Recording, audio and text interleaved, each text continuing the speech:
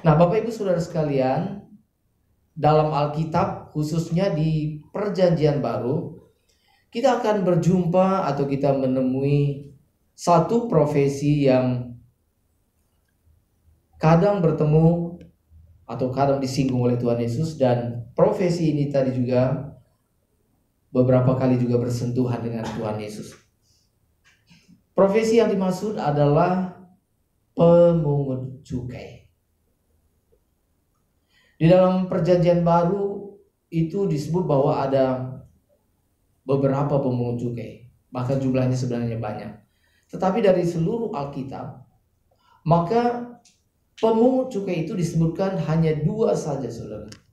Dua saja nama pemungut cukai. Pertama, itu namanya Matius.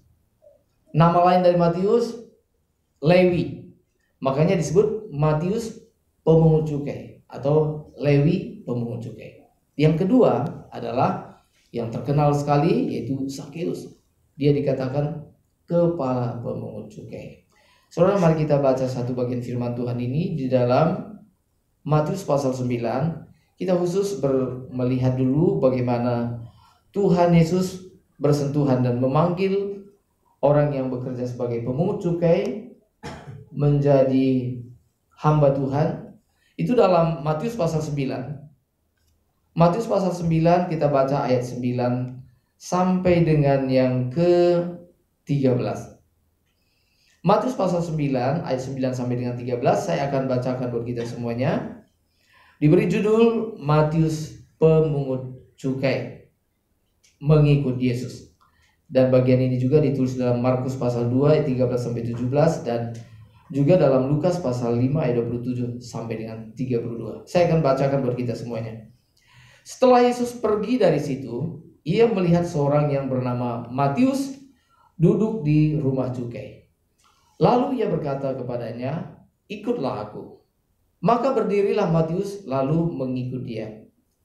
Kemudian ketika Yesus makan di rumah Matius, datanglah banyak pemungut cukai dan orang berdosa dan makan bersama-sama dengan dia dan murid-muridnya. Pada waktu orang Farisi melihat hal itu, berkatalah mereka kepada murid-murid Yesus, "Mengapa gurumu makan bersama-sama dengan pemungut cukai dan orang berdosa?" Yesus mendengarnya dan berkata, "Bukan orang sehat yang memerlukan tabib, tetapi orang sakit." Ayat 13, "Jadi pergilah dan pelajarilah arti firman ini. Yang ku kehendaki ialah belas kasihan dan bukan persembahan. Karena aku datang bukan untuk memanggil orang benar, melainkan orang berdosa."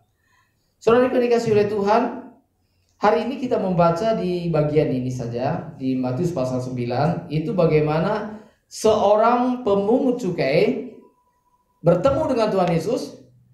Tuhan Yesus menemui dia langsung di kantornya dan Tuhan Yesus menyampaikan satu kalimat, "Follow me, ikut aku." Dan apa yang dilakukan oleh pemungut cukai ini tadi, dia pun mempersiapkan segala sesuatu, berkas-berkasnya semua dirapikan dan dia meninggalkan kantornya dan mengikut Tuhan Yesus, menjadi muridnya.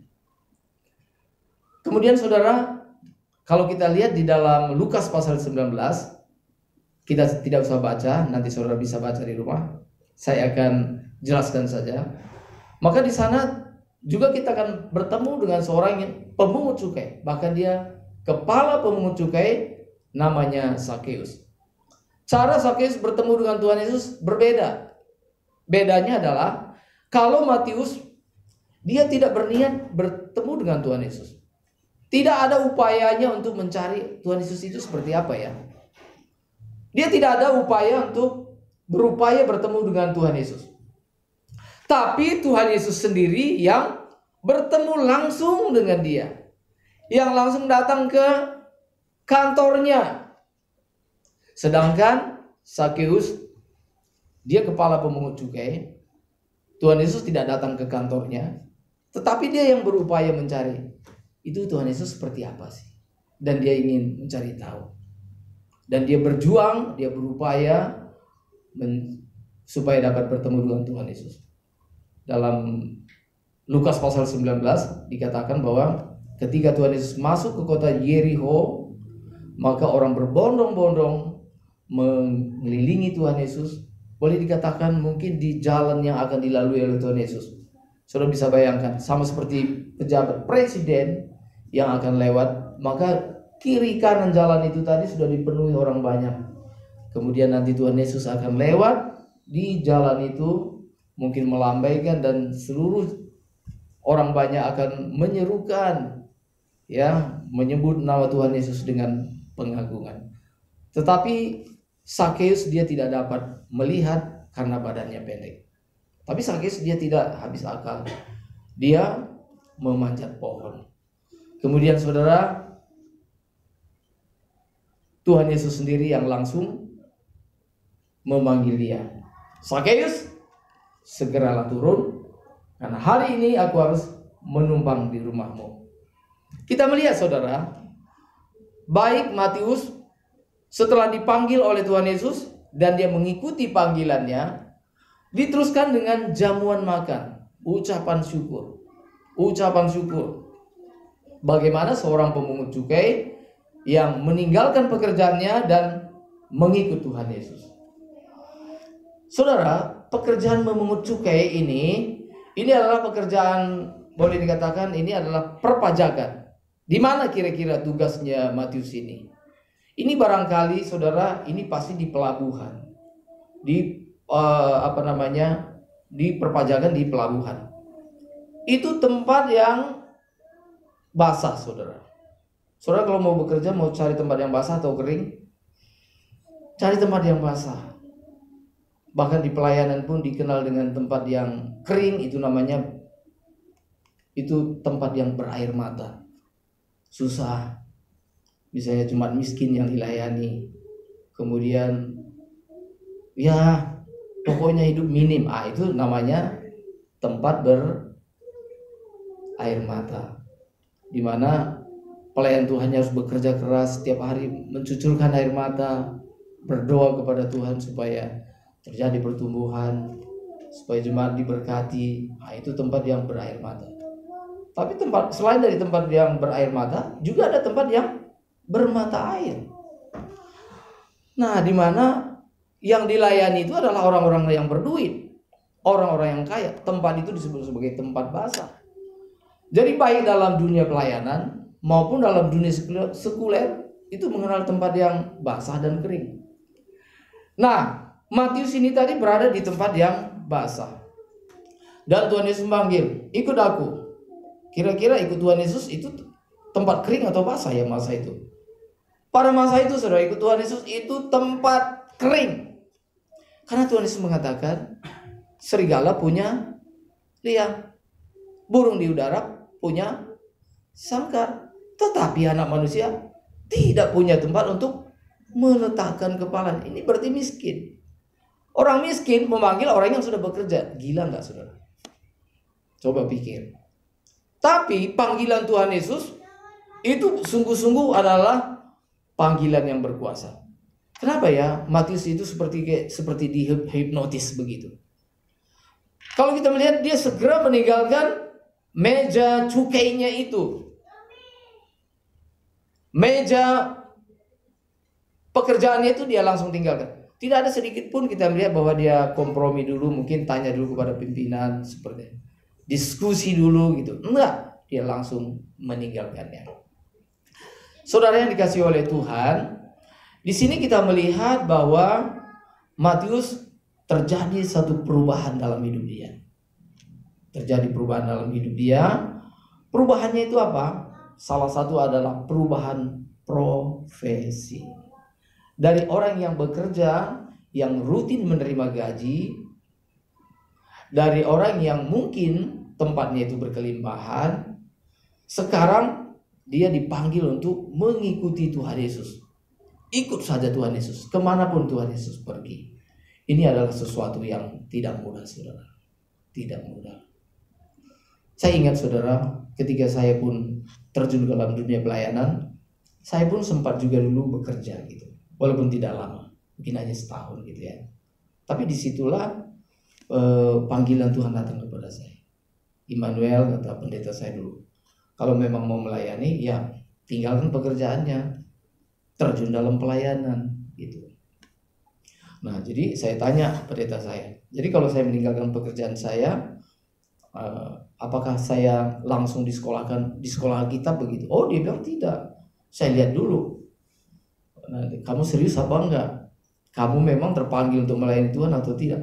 Kalau sekolah teologi gampang lah gitu.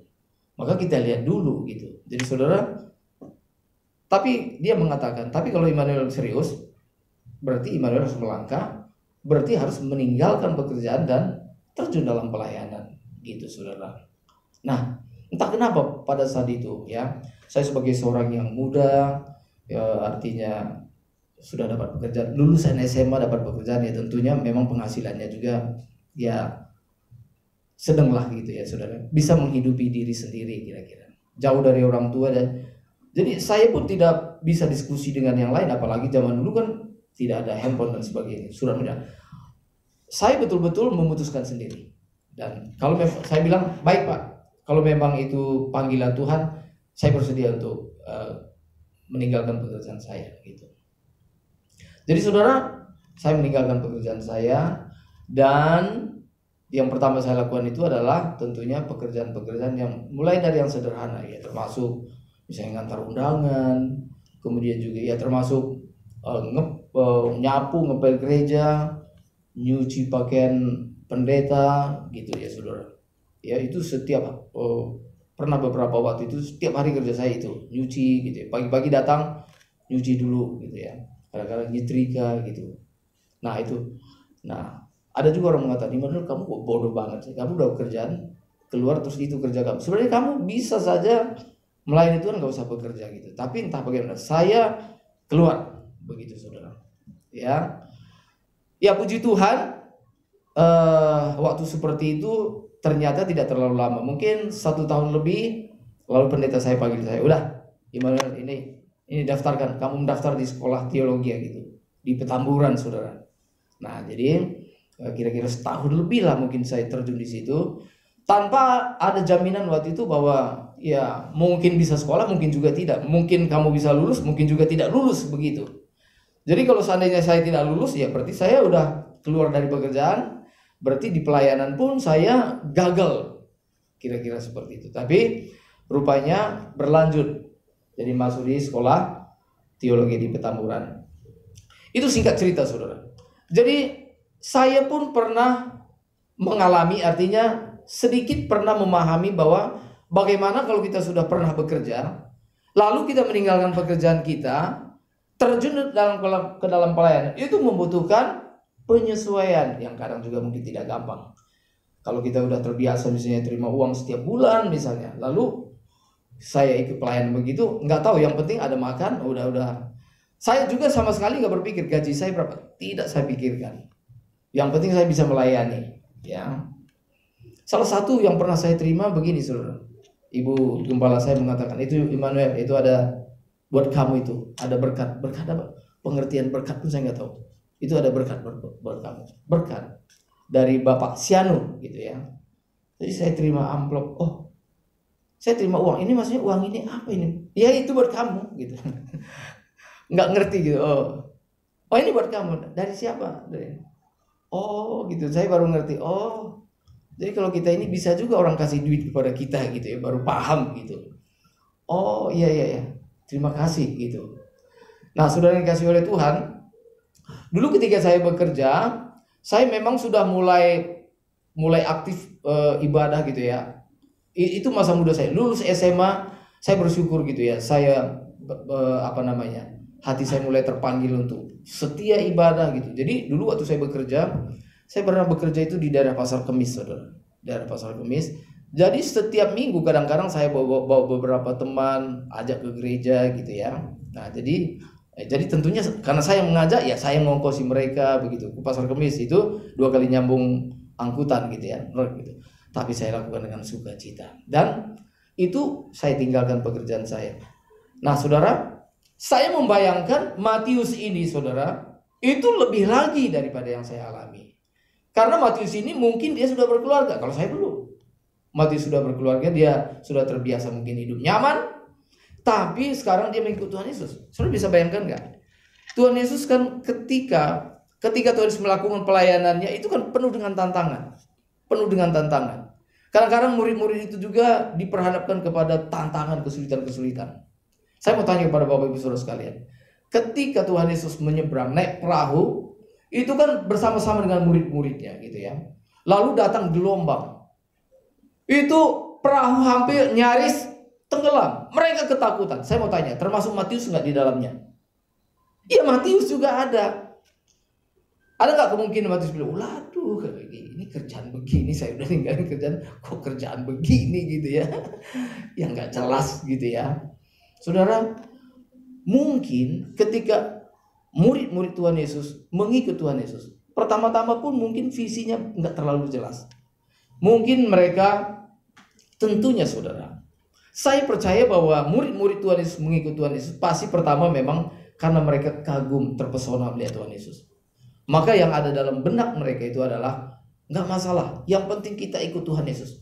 Nggak usah bicara masalah gaji, nggak usah bicara masalah salary, pokoknya ikut Tuhan Yesus, ikut Tuhan Yesus. Karena Tuhan Yesus hebat, ya. Tapi mereka diam-diam juga punya pengharapan tersendiri, sehingga seringkali juga kadang-kadang murid itu bertengkar, mereka memperkarakan siapa yang paling besar di antara kita. Seringkali mereka memperkarakan itu, saudara. Nah, saudara yang kasih oleh Tuhan, maka murid-murid ini latar belakangnya berbeda-beda. Sebagian dari nelayan,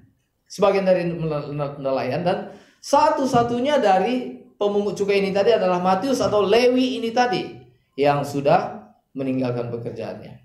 Saudara, ketika murid-murid mengikut Tuhan Yesus, tentu penuh tantangan, penuh ancaman dan sebagainya, gitu ya.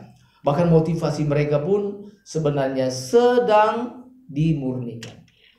Dan singkat cerita saudara, kita melihat bahwa ketika Tuhan Yesus disalibkan, maka murid-murid pun banyak kecewa. Mereka meninggalkan Tuhan Yesus. Yang ada di kayu salib hanya Yohanes, itu murid yang termuda. Murid-murid yang lain melarikan diri. Kalau murid-murid yang lain melarikan diri, kalau yang ada di salib hanya Tuhan Yesus, termasuk Matius enggak? Halo, termasuk Matius juga enggak? Iya, termasuk Matius juga, melarikan diri juga. Dia pun mungkin ini udah mulai bingung, ini mungkin melarikan diri juga. Jadi saudara, kalau kita lihat bagaimana Matius dia meninggalkan pekerjaannya, ternyata itu bukanlah akhir daripada pelayanan. Itu baru langkah pertama mengikut Tuhan Yesus. Meninggalkan pekerjaan, itu baru langkah awal mengikuti Tuhan Yesus. Nah saudara, memang pada akhirnya kita melihat bahwa ketika Tuhan Yesus naik ke surga, memberikan Roh Kudus, maka Tuhan Yesus memberikan Roh Kudus kepada murid-muridnya, dan itu terjadi perubahan yang luar biasa. Sehingga murid-murid yang tadinya hidup bagi diri mereka sendiri, sekarang mereka hidup benar-benar bagi Tuhan. Dan kita melihat, kalau kita lihat nasib ke-12 murid ini tadi, maka hampir semuanya mati syahid, saudara. Tentunya Yudas tidak, karena Yudas memang dia sudah mati bunuh diri gitu. Tetapi yang sisanya, kecuali Yohanes dia tua di Pulau Patmos, semuanya itu mati mengenaskan, mati martir, mati sebagai syahid gitu, saudara. Nah sekarang kita lompat sedikit ke Sakeus. Sakeus, saudara, dia ingin dia rindu bertemu dengan Tuhan Yesus. Dia mencari Tuhan Yesus, dan oleh anugerah Tuhan dia bertemu dengan Tuhan Yesus. Jadi persamaannya adalah baik Matius maupun Sakeus sama-sama bertemu dengan Tuhan Yesus. Kalau Matius ditemui oleh Tuhan Yesus, kalau Sakeus dia menemui Tuhan Yesus. Tapi endingnya sama-sama bertemu dan sama-sama terjadi perubahan hidup mereka. Kalau Matius dimulai dengan perubahan profesi, dari pemungut cukai menjadi pengikut Tuhan Yesus, profesinya berubah. Dan setelah perubahan profesi, lalu perubahan hati yang terus menerus diperbarui, hati yang terus menerus diubahkan oleh Tuhan, diperbarui oleh Tuhan. Maka saudara, saya pun ketika saya meninggalkan pekerjaan, saya berpikir, Tuhan, Yang paling saya takutkan adalah begini saudara. Yang paling saya takutkan, Tuhan, bagaimana saya bisa punya hati untuk mencintai Tuhan lebih daripada yang lain gitu. Itu bagi saya mengerikan gitu saudara. Sehingga saya merasa pun saya melangkah melayani Tuhan itu sebenarnya rada-rada nekat juga gitu. Saya mulai mikir, bagaimana mungkin? Bagaimana? Apakah saya bisa ya mencintai Tuhan Yesus, mencintai jiwa-jiwa, menjadikan Tuhan segala-galanya? Waduh, itu saudara pergumulan. Tapi saudara, saya percaya kalau saya ada sampai hari ini dapat melayani, itu berarti karena Tuhan yang memberikan perubahan hati bagi saya. Itu berarti bahwa saudara, bukan karena kemampuan kita, tetapi Tuhanlah yang memberikan kemampuan bagi kita. Tuhan yang sama yang memberikan kemampuan bagi saya, itu juga yang akan memberikan kemampuan bagi Bapak Ibu Saudara sekalian. Rasanya sih dengan keindahan dunia ini sulit rasanya kita meninggalkan keindahan dunia ini. Senyuman dunia itu menggoda kita, saudara. Kalau dunia senyum hai, itu kan menggoda. Benar ya saudara ya? Itu menggoda. Nah, kalau sampai hari ini kita bisa tetap berada di jalan yang benar, kita ikut Tuhan, pertama-tama itu karena kekuatan yang Tuhan berikan bagi kita. Tuhanlah yang memberikan perubahan hati bagi kita. Tuhan memberikan kita hati yang baru, sehingga dengan hati yang baru itu kita dapat mengikut Tuhan. Lalu kalau Tuhan sudah memberikan hati yang baru bagi kita, kita harus juga ambil bagian, yaitu kita harus memperbarui hati kita terus-menerus. Saudara, kita pasti dapat mengikut Tuhan dan kita pasti lebih mencintai Tuhan lebih lagi.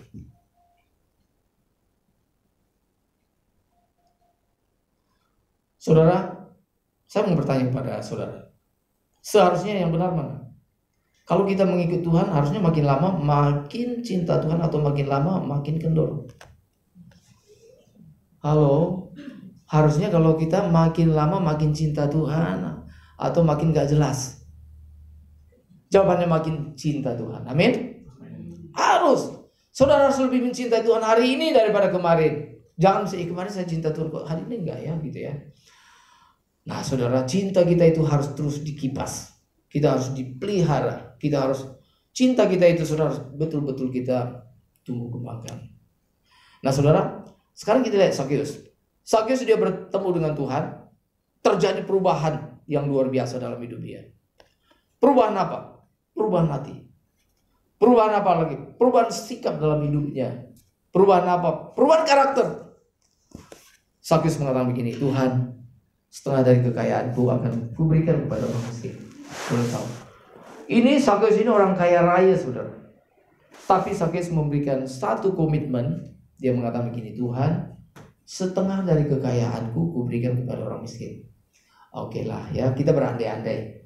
Katakanlah kekayaannya misalnya 10 miliar gitu saudara ya. Setengah dari 10 miliar diberikan kepada orang miskin. 5 miliar. Tinggal berapa? Tinggal 5 miliar. Lalu dia mengatakan, kalau seandainya ada yang kuperas, kalau seandainya ada yang kuperas, kalau ada yang kurampas dan kuperas, kalau aku menagih lebih daripada seharusnya, maka aku akan kembalikan 4 kali lipat kepada orang tersebut. Saudara, ternyata pada zaman Tuhan Yesus itu pemungut cukai rata-rata saudara itu adalah mereka memang biang-biang koruptor. Mereka menjadi kaya raya karena pemerasan. Mereka memeras. Saudara bisa bayangkan. Dan itu dikembalikan 4 kali lipat. Hari itu kira-kira Sakeus menjadi kaya raya atau miskin ya? Hari itu pasti ketika bertemu dengan Tuhan Yesus, Sakeus bukan kaya, tapi dia menjadi miskin. Tapi itu dilakukan sukacita, dilakukan oleh Sakeus dengan sukacita.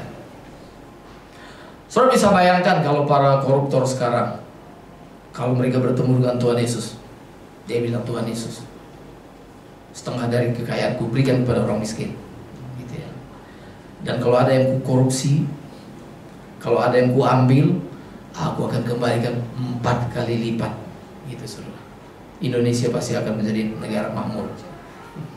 Amin. Ini kalau bahasa ini didengar oleh para koruptor, mereka mungkin mereka akan mereka perlu memikirkan hal ini.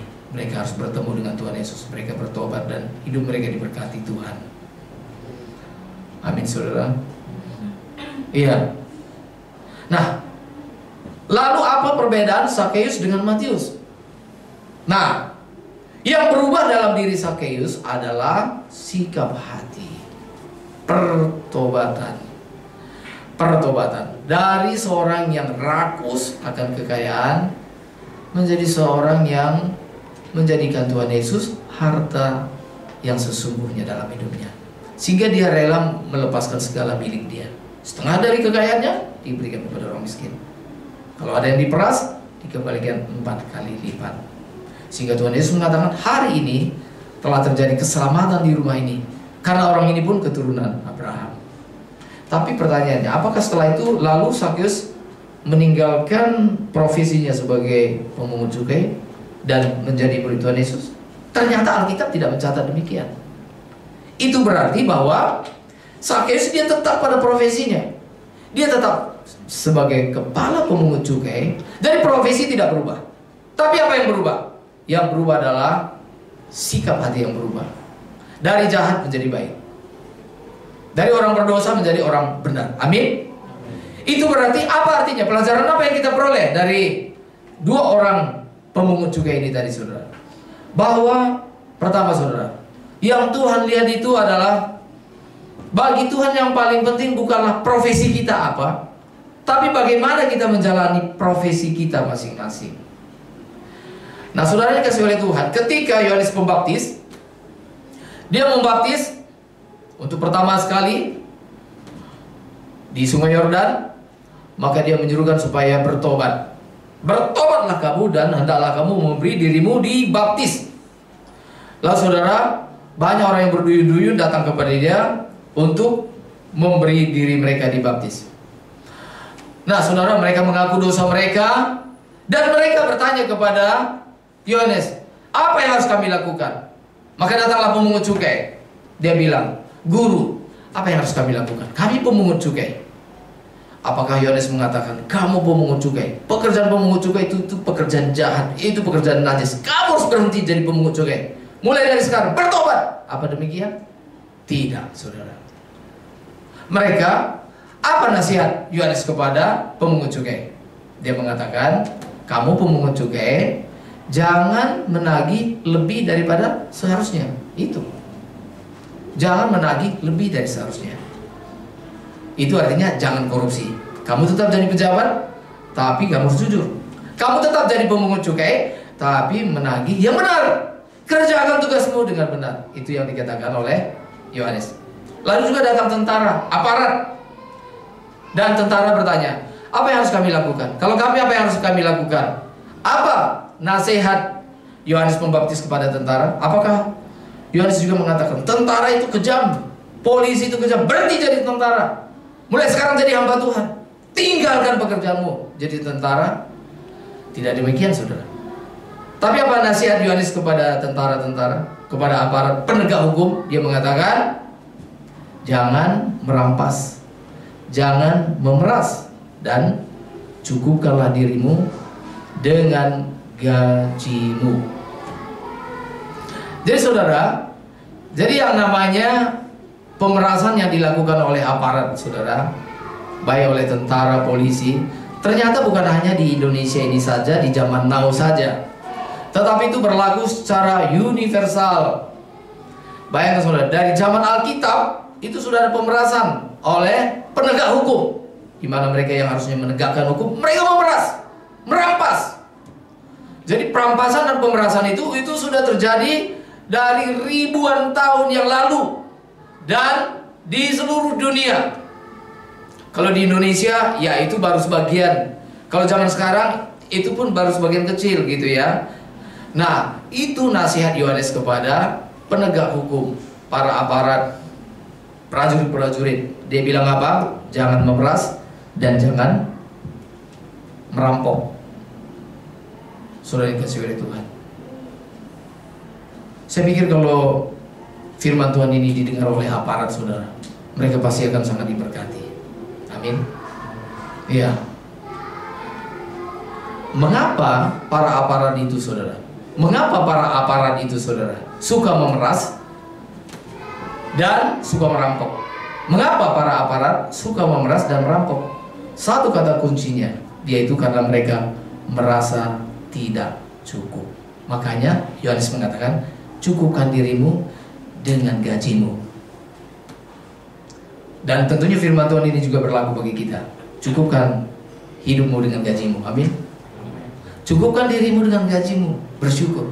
Apa artinya cukupkan dirimu dengan gajimu? Artinya bersyukur dengan gaji yang kita terima, ya kita kelola, kita hidup dengan gaji yang ada. Saudara, kalau saya baca Alkitab, saudara, cukupkanlah itu. Saudara tahu nggak? Dari Kejadian sampai dengan Wahyu, kata cukupkanlah itu muncul hanya 2 kali toh. 2 kali doang. Pertama, itu di dalam Lukas pasal 3 ayat 14. Di mana Yohanes berkata kepada prajurit, cukupkanlah dirimu dengan gajimu. Itu dalam Lukas pasal 3 ayat 14. Lalu berikutnya adalah dalam Ibrani pasal 13 ayat yang kelima, di mana penulis Ibrani berbicara kepada orang-orang Kristen, tentunya juga bagi pelayan-pelayan Tuhan. Yaitu apa? Apa nasihat penulis Ibrani yang berkenaan dengan cukupkanlah itu tadi? Itu dalam Ibrani pasal 13 ayat 5.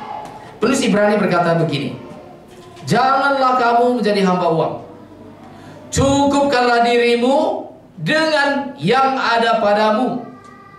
Nah saudara, itu jadi kita tidak boleh menjadi hamba uang, apalagi pelayan Tuhan, saudara. Maka dikatakan pelayan Tuhan adalah hamba Tuhan, bukan hamba cuan. Amin. Pendeta adalah hamba Tuhan dan bukan hamba cuan. Tuhan cuan.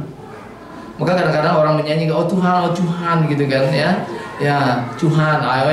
Yang menyanyi Tuhan jadi Tuhan, itu maksudnya dia menjadikan Tuhan Tuhan itu jadi cuan. Gitu saudara. Maka mengapa kita tidak boleh menjadi hamba cuan? Saudara, mengapa kita harus mencukupkan diri dengan yang ada pada kita? Nah, Tuhan memberikan satu janji. Itu saudara dalam ayat selanjutnya. Sebab, ada kata sebabnya saudara. Mengapa kita harus merasa cukup dengan yang ada? Sebab Tuhan telah berjanji, aku sekali-sekali tidak akan membiarkan engkau. Aku sekali-sekali tidak akan meninggalkan engkau. Amin. Itulah sebabnya saudara, kita harus belajar untuk mencukupkan diri dengan yang ada. Jadi saudaraku yang dikasihi oleh Tuhan, kita melihat di sini 2 pemungut cukai. Mereka sama-sama mengalami perubahan, tapi perubahan yang paling penting adalah baik Matius maupun Zakheus pada akhirnya adalah menuju kepada perubahan hati, yaitu hati yang mencintai dunia ini kepada hati yang mencintai Tuhan lebih daripada segala-galanya. Itu berarti saudara, kita bekerja sesuai dengan profesi kita masing-masing. Kalau Tuhan memanggil saudara menjadi hamba Tuhan, katakanlah full time. Sebenarnya pengertian full time itu juga kan itu dipertanyakan gitu ya. Kalau di GSKI pengertian full time itu semua itu kita adalah hamba Tuhan dan kita harus hamba Tuhan yang full time. Jadi kalau begitu apa bedanya pendeta dengan yang bukan pendeta? Itu berbicara tentang fungsi. Ada yang memang dipanggil untuk panggilan khusus itu menjadi pendeta. Kalau saudara dipanggil oleh Tuhan menjadi pendeta, lakukanlah segala sesuatu itu sesuai dengan panggilan saudara. Misalnya katakanlah, misalnya Tuhan memanggil Pak Jeffrey, dia bilang, Jeffrey, kata Tuhan apa? Tinggalkan pekerjaanmu, sekarang layani Tuhan full, ya. Di mana nanti akan saya tunjukkan, kata Tuhan. Kalau yang berbicara itu Tuhan Yesus, Pak Jeffrey mau taat? Ya mau gitu ya. Di mana Tuhan? Nanti saya beritahu, gitu ya. Wah, dari Pak Jeffrey. Nah, berarti diskusi dulu dengan istri kan ya. Wah, waktu bicara dengan istri, dia bilang, iya, kayaknya Tuhan juga bicara hal yang sama kepada saya gitu ya. Jadi sinkron saudara. Bukan berarti, oh Bapak dengar dulu baik-baik kok, Tuhan gak ngomong ke saya gitu ya. Nah, pikirkan, jangan-jangan itu bukan suara Tuhan. Suara apa itu gitu ya. Ya, habis Papa begadang terus sih sehingga mimpi melulu gitu ya. Nah, misalnya gitu kan. Nah, kalau misalnya Tuhan memberikan panggilan untuk jadi hamba Tuhan, nah itu berarti harus kita lakukan. Tapi kalau panggilan itu tidak ada, berarti kita melakukan tugas kita, dan di tugas kita masing-masing marketplace kita itulah, disitulah kita melayani Tuhan. Dan di tempat kita melayani masing-masing itu tadi berlaku firman Tuhan ini tadi, yaitu cukupkanlah diri dengan yang ada padamu. Saudara yang dikasihi oleh Tuhan, bagi yang bekerja harus sungguh-sungguh belajar mencukupkan diri dengan gaji. Amin. Amin, saudara ya. Ya, bagi yang melayani Tuhan harus juga mencukupkan diri dengan yang ada padamu. Kita semua adalah orang-orang yang percaya kepada Tuhan Yesus, yang telah dibeli dengan darah Yesus. Berarti kita semua adalah hamba Tuhan. Sebab kita bukan milik kita lagi, tapi kita adalah milik Tuhan. Karena itu firman Tuhan mengatakan, maka kedua firman Tuhan ini tadi benar-benar itu berlaku bagi kita. Pertama, cukupkan dirimu dengan gajimu. Kalau saudara menerima gaji, cukupkan. Jangan menerima gaji langsung bersungut-sungut gitu. Ada orang menerima gaji pun udah muka merengut begitu ya. Belajarlah bersyukur dengan gaji yang saudara miliki. Banyak orang yang tidak punya pekerjaan, saudara. Lalu bagi kita semua orang yang percaya kepada Tuhan Yesus, firman Tuhan mengatakan, cukupkanlah dirimu dengan yang ada padamu. Sebab Tuhan berkata, aku sekali-sekali tidak membiarkan engkau. Artinya tidak membiarkan itu artinya Tuhan mengurus kita. Nggak biarkan aja, tergeletak, biarin aja. Nggak begitu. Tapi Tuhan mengurus kita. Dan Tuhan apa? Tuhan tidak pernah meninggalkan kita. Saudara, ini yang membuat kita bersuka cita. Saudara, saya mau bertanya pada saudara, ada nggak sukacita yang lebih besar selain daripada disertai oleh Tuhan? Nah, kata disertai oleh Tuhan ini bagi orang Kristen udah terbiasa. Saudara disertai oleh Tuhan senantiasa. Kalau bertemu dengan Tuhan itu sukacita, saudara, luar biasa. Sama seperti Zakheus ini tadi, dia mau bertemu dengan Tuhan. Apapun yang dilakukan supaya dapat bertemu dengan Tuhan. Saya mau bertanya pada saudara, bertemu dengan Tuhan itu, pertemuan dengan Tuhan itu tidak dapat digantikan dengan pertemuan dengan siapapun juga. Tidak ada sukacita yang lebih besar selain daripada pertemuan dengan Tuhan. Sedikit saya bersaksi ya. Waktu libur kemarin saudara, kan kita ke Jogja gitu ya. Ke Jogja terus ke Solo. Ya dengan apa? Dengan ipar gitu ya, dengan ponakan, ada 2 mobil. Oh, mereka bilang rupanya kita langsung ke rumah Pak Jokowi untuk silaturahmi gitu ya. Oh, waktu di Solo gitu ya. Saya karena memang berpakaian apa namanya? Ya pakaian namanya lagi wisata gitu ya. Ya memang saya masih pakai celana panjang gitu ya.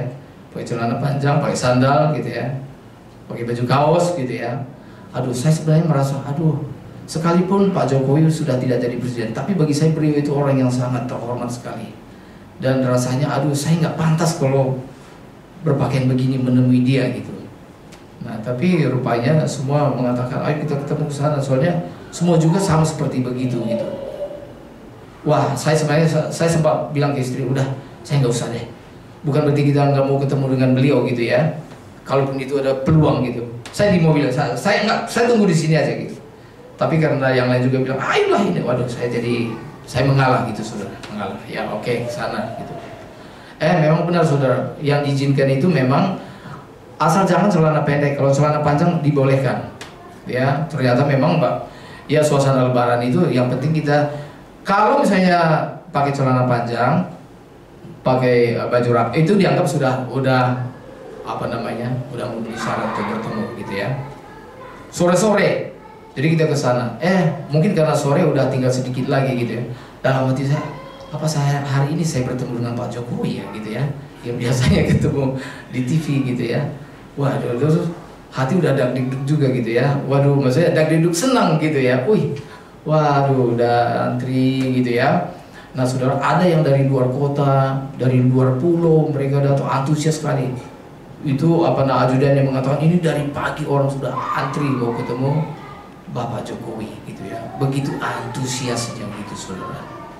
Ya singkat cerita, lalu akhirnya pas giliran kita, ya udah kita ketemu ya. Berarti pertama kali dalam hidup saya, mungkin selama saya hidup baru kali itulah saya salaman dengan Pak Jokowi ya. Bertemu langsung dan kita foto berapa. Anak saya bilang, Pak, kita taruh di status ya. Saya bilang nggak usah gitu ya. Nggak usah di status misalnya atau di IG apa, nggak masalah ininya gitu ya, biasa aja lah gitu.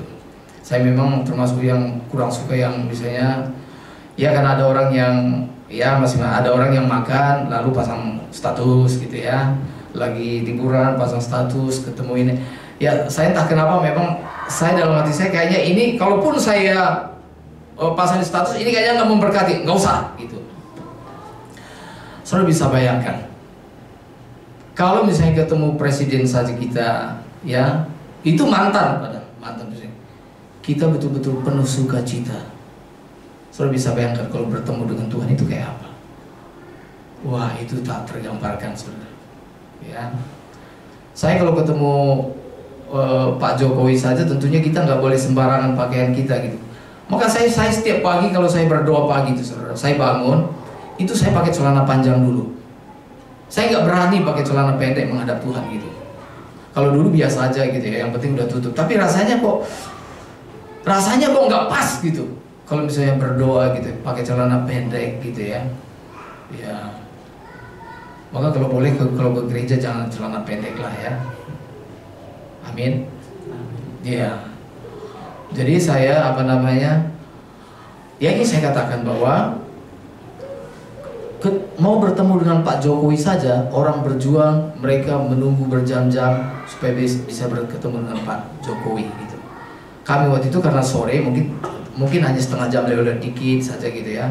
Saya pun sebenarnya antara waduh bertemu atau gimana ini gitu ya. Nah tapi ajudannya bilang enggak Pak, begitu udah rapi, udah termasuk rapi gitu ya, udah termasuk rapi gitu saudara. Artinya apa?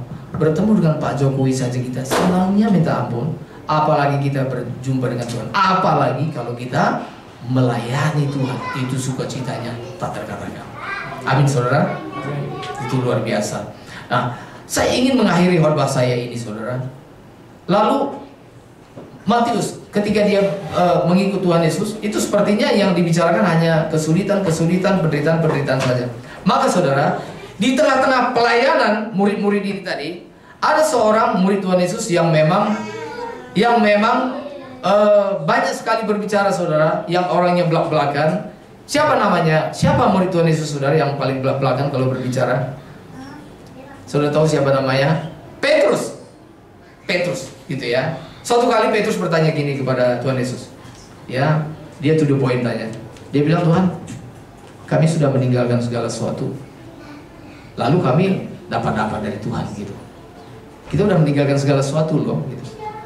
Coba kalau misalnya Tuhan Yesus misalnya mau berdebat, paling Tuhan Yesus mengatakan begini, ya Petrus, emang apa sih yang lu udah tinggalin apa gitu ya. Paling beberapa perahu itu aja, jalan ya. Nah tetapi saudara, Tuhan Yesus menghargai apa yang telah murid-murid tinggalkan. Sekalipun yang ditinggalkan itu hanya beberapa perahu saja, itulah hidup mereka, itulah segala-galanya bagi mereka. Sama seperti janda yang memberikan persembahan 2 peser. Tuhan Yesus mengatakan, persembahan janda inilah yang paling besar daripada semuanya. Mengapa? Sebab janda ini dia memberikan seluruh nafkahnya. 2 peser itu adalah seluruh nafkahnya dan dia memberikan seluruhnya. Maka Tuhan Yesus mengatakan, persembahan dia yang paling besar. Demikian pun Petrus mengatakan, Tuhan, kami telah meninggalkan segala sesuatu. Lalu apa yang upahnya apa upahnya yang kami terima dari Tuhan Yesus? Maka Tuhan Yesus dengan sabar, dengan sukacita mengatakan begini, kamu yang telah mengikut aku dari semula, kamu pun juga ketika penciptaan kembali, maka kamu yang 12 ini yang mengikuti aku, kamu pun akan duduk dalam 12 tahta untuk menghakimi orang Israel. Itu yang pertama.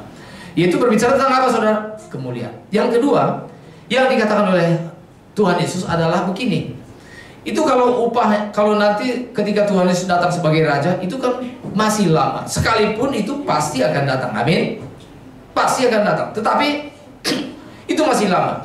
Dan Tuhan Yesus mengatakan, setiap orang, kata Tuhan Yesus, karena aku, demi aku. Jadi ingat ya, demi Tuhan, karena Tuhan Yesus. Jadi Tuhan Yesus mengatakan, setiap orang karena aku, kata Tuhan Yesus, dia meninggalkan segala sesuatu. Dia meninggalkan rumahnya, meninggalkan saudaranya laki-laki, meninggalkan saudaranya perempuan, meninggalkan ayahnya, ibunya, disebut juga anak-anaknya, meninggalkan ladangnya, maka dia mengatakan, orang seperti ini mereka akan memperoleh kembali berapa?